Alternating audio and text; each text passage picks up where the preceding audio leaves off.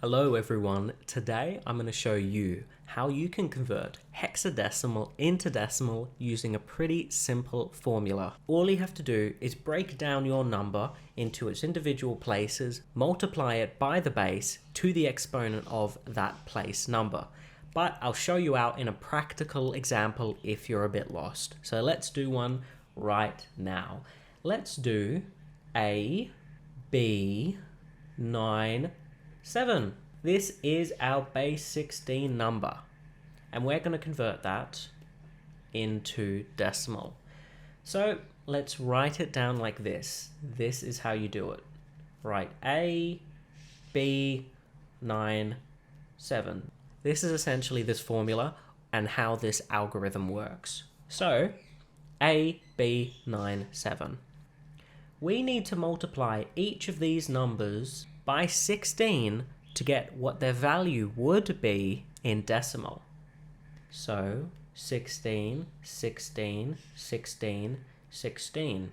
Now, it makes a little bit of sense why we'd multiply by 16, but for the first one here, that's just 7. We have 7 in decimal. Why are we multiplying that by 16?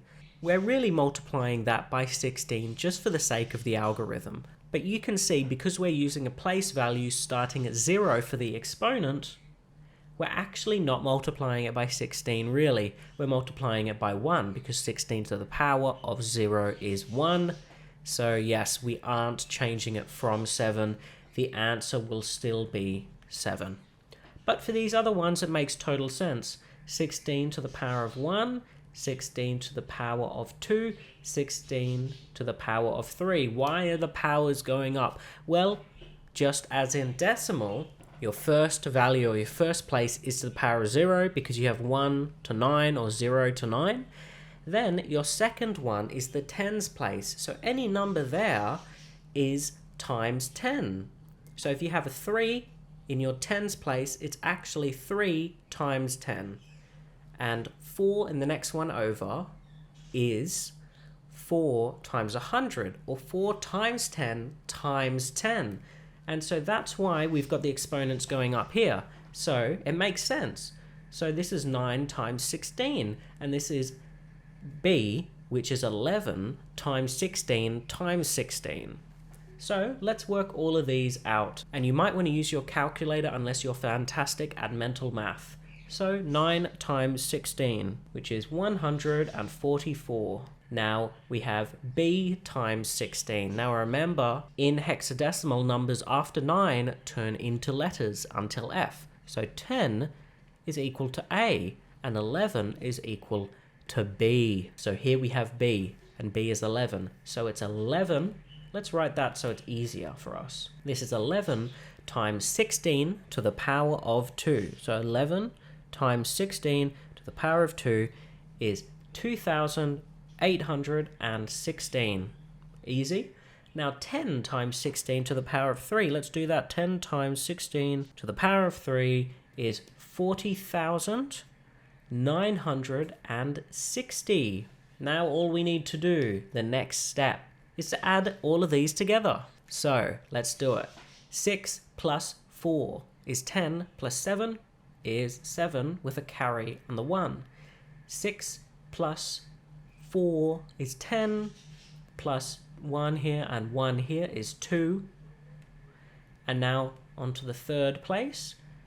9 plus 9 is 18, plus 1 is 19. Carry again, we have 2 plus 1 is 3, and then we have 4. So we have 4B97 in base 16 is equal to 43,927 in base 10. Don't take my word for it. I'm going to use an online converter just to make sure I did it right. And now that I've checked my answer and my answer is correct, hopefully my logic is correct.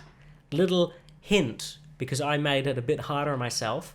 I started at the bottom here, and so I wrote my number on the left side, which meant when plussing it all together or summing it together, it was a little bit harder to keep track of the columns. So if you want to keep it nice, start at the top and work your way down. because you can write your number like this, blah, blah, blah, blah.